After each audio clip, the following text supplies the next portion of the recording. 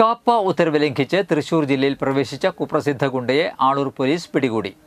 ആളൂർ മാനാട്ടുകുന്ന് സ്വദേശി പെരിപ്പറമ്പിൽ വീട്ടിൽ മുറി രതീഷ് എന്ന് വിളിക്കുന്ന 41 വയസ്സുള്ള രതീഷിനെയാണ് അന്വേഷണ സംഘം അറസ്റ്റ് ചെയ്തത്.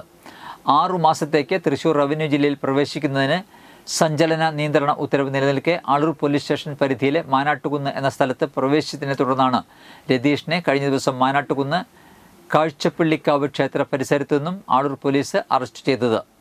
നടപടിക്രമങ്ങൾക്കു ശേഷം കോടതിയിൽ ഹാജരാക്കിയ പ്രതിയെ റിമാൻഡ് ചെയ്തു.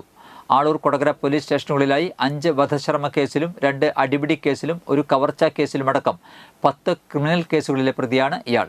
Aloor police inspector Shajumon B, GSI-മാരായ Prasannakumar, Jayakumar, Sumesh, senior civil police ഓഫീസർമാരായ ലിജോ ആന്റണി, സമീഷ്, സിവിൽ പോലീസ് ഓഫീസർമാരായ കൃഷ്ണദാസ്, ശ്രീജിത്ത്, അനൂപ്, ഹോം ഗാർഡ് ജോയ് എന്നിവർ ചേർന്നാണ് പ്രതിയെ പിടികൂടിയത്.